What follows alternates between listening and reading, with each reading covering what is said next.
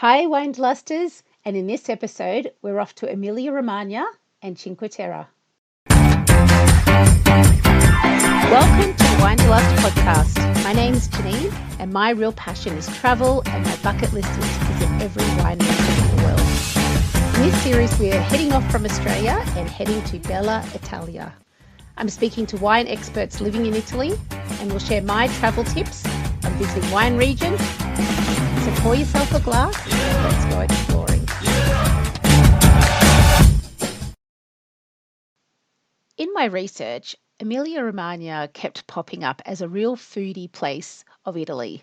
So I put it forward to my friend Suzi that we definitely needed to spend a few days here. And we're so glad we did. This is probably one of the busier parts of our trip, but we packed heaps in, as you'll hear.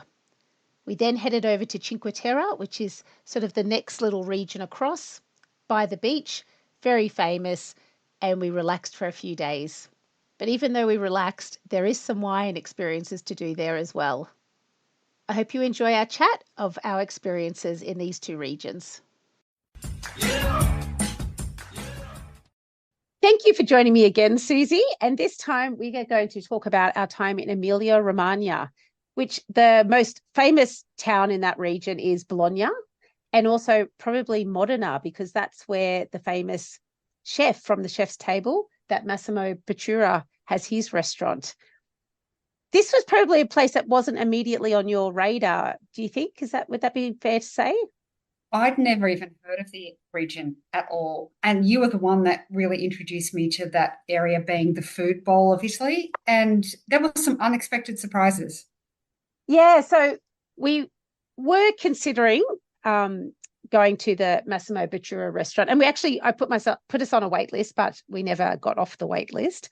But the one thing I didn't realize was that he actually has several restaurants around Modena. So if you want a bit of a taste of his food, then there were other alternatives. And that's what we did.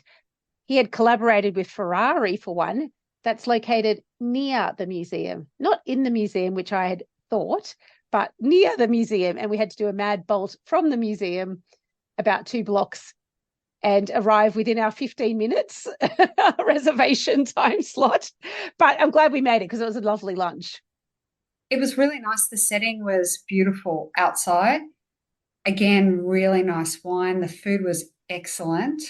Just a little bit harder to find than what we anticipated. So just make sure you give yourself enough time if you're thinking of doing that. But I would definitely recommend it. The food was amazing. Yeah, I think that was our highlight was the ragu. Like we both had ragu. We know that that's a dish of the region, and it was an excellent ragu. And we had it with some Lambrusco, which is the wine of the region, and it was a perfect match. I agree. It was beautiful. If you're in the area visiting the Ferrari Museum, I would recommend stopping by. Yeah. A great place for lunch. And we actually went to both of the Ferrari museums. I'm not a massive car person. You do love your cars a bit more than me, but I think that it was like a work of art, those cars. It was amazing. Both of the museums are amazing. I was surprised. I thought it might be nice to visit one of the museums, but they were both a lot better than I thought they were going to be. Seeing the models from really, really vintage Ferraris right up to the cars driven by Michael Schumacher, that was really great to see. And you were right there, although you couldn't touch them. I photographed myself with so many Ferraris, it was ridiculous. The other interesting thing to consider, if you really are a car enthusiast, there is an opportunity for you to drive a Ferrari. I don't know how much it costs. We saw quite a few people cruising around the area in their very own personal Ferrari. So that would be a lot of fun.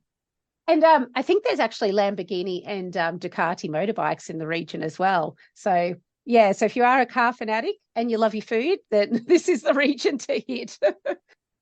You actually, Suzi, did something very special for me, and you made a reservation at a very, very beautiful restaurant that was our massive degustation extravaganza of our holiday.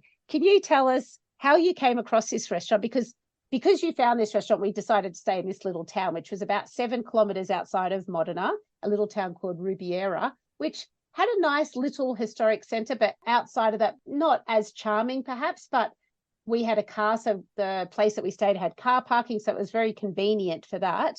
The restaurant was gorgeous. So yeah, tell us about that and how you came across it. So I looked at, knowing it was famous for food, I did a lot of research and looked at the various restaurants that were there. And there were some amazing restaurants that were really, really expensive and completely mind-blowing experiences. But I decided on Osteria del Viadante. It was a quaint restaurant that was situated in what looked like it was a previous castle.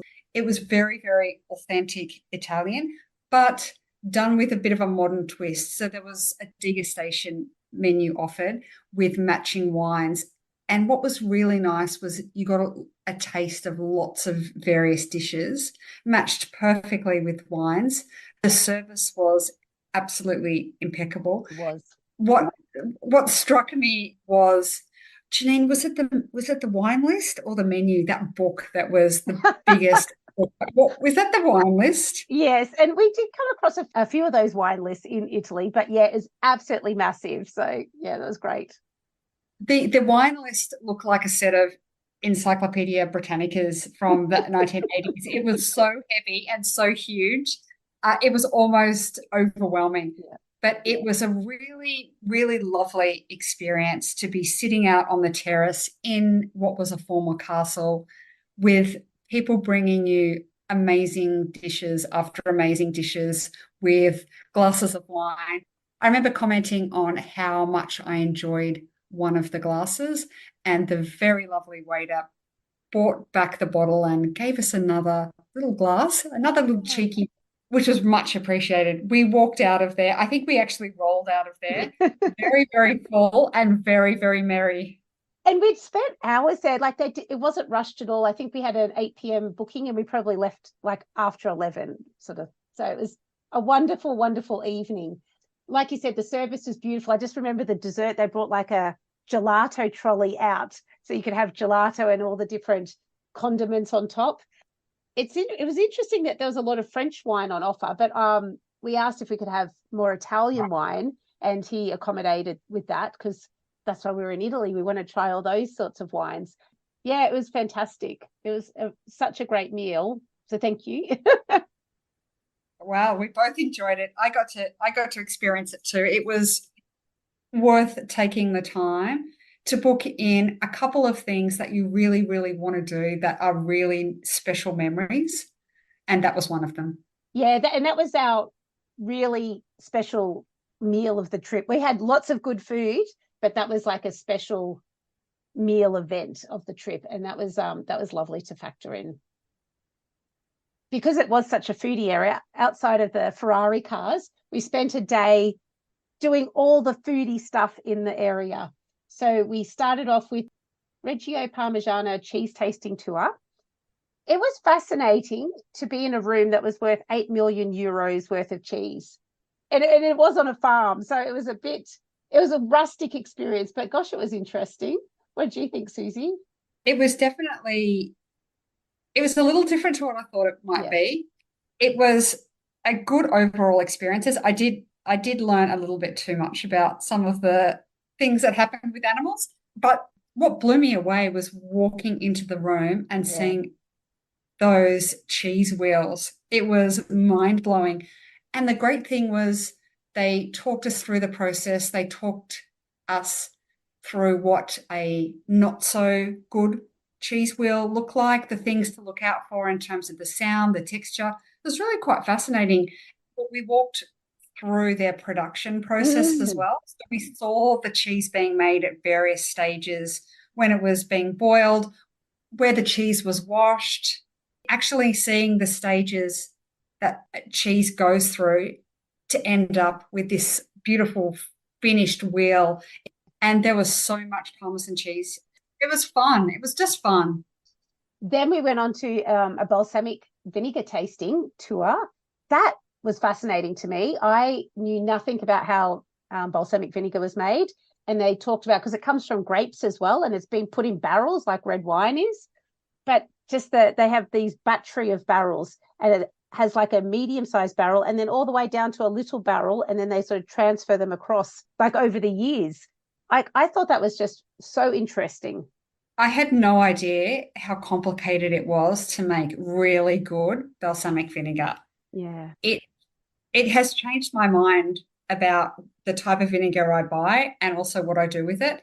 The great thing was we had an opportunity to taste 100-year-old balsamic. It was absolutely incredible. The flavor was like nothing else I've had. It was really, really beautiful. And there was a gift shop at the end. But it's definitely given me an appreciation of the complexities of balsamic vinegar that I did not have any idea about. That tour was really, really worthwhile. Yeah, I thought so too. We also, of course, hit up a winery because that's what you have to do. So we visited one called Vittorio Moretto to try some Lambrusco. And the young guy that's there, he's a part of the family. He'd actually lived in Australia, so he was lovely to talk to. And we learned so much about Lambrusco and about how the whole Emilia Romagna area is broken up into different parts for different Lambruscos. Yeah, it is different areas for different types of Lambrusco, I'm sure. Lambrusco in Australia, I think, has a terrible reputation. I think it's on the mend a bit, and I did taste a great Aussie one from Pizzini not so long ago. The ones over there, it really opened my eyes up, and I'm a huge fan now. Like dark red, bit of a frizzante, but dry. And I think with those cheeses and the ragu and that, it just matched really, really well. I was pleasantly surprised with the Lambrusco. To hear the winemaker and his family talk about generations of looking after the grapes, it was quite humbling, really. It was that family tradition that had been passed down, and the wine was surprisingly lovely. Yeah. I would definitely drink it now. So we only spent a couple of days there, but we packed a lot into that. I think this was probably the busiest part of our holiday because we really wanted to do all the foodie stuff and see a bit of Ferrari. And we also popped by the Pavarotti Museum because he's a boy from Modena. Yeah, that was fun. And again, another unexpected stop along the way. After here, we then entered our sort of more relaxing part of our holiday, and we spent a couple of days in Cinque Terre. And obviously, this is a really, really famous area. It's on the itinerary of lots and lots of people because it's the beach and the beautiful scenery. We spent a lot of time at the beach club. We had 3 days, and we spent 2 of those days at the beach club where we just relaxed on a sunbed under an umbrella, went to the bar. But one unexpected thing was that all those hills are full of vineyards, which I hadn't realised. Did you know that, Susie, before we went? No, I imagined they would be full of buildings piled on top of each other. It's, I guess, the picture I had in my mind. So it was nice to see grapes. But a lot more greenery and foliage in that. Like the towns are very condensed into those little port areas and then just the beautiful vineyards behind. So we booked a wine tasting through Viata at a wine bar called A Pier di Campo in Menarola. And that was really great, wasn't it? So many different varieties there than we had tasted in other parts of Italy. Again, another surprise. The wine tasting was fantastic. She was a really knowledgeable lady. Took us out to the vineyard. There's a monorail that goes all around the vineyards, but the pickers still have to manually get up there, like climb up there or walk up there. Then they can pile all the grapes into a basket. Yeah, that would be a very, very hard job to have. Yeah. Tough conditions on such steep slopes. But it was good to see. It was really interesting. And again, another sort of surprise wine area that was great. If you're in the area, definitely worth doing something a bit different. Yeah. Well, I think that will sum up those 2 regions, Susie. Thank you very much for your time. No problem. Thank you. Lovely to chat to you and relive those great memories. That's right. Thanks, Jeanene. Thank you so much for listening. You can subscribe now to get each episode as they drop. You can also check out this podcast on YouTube and see pictures of the region and the people I've spoken to. Go to winederlust.com.au, that's winederlust.com.au for everything discussed today. You can also subscribe to my newsletter to hear all about my upcoming events and other news. Till next time, happy wine travels.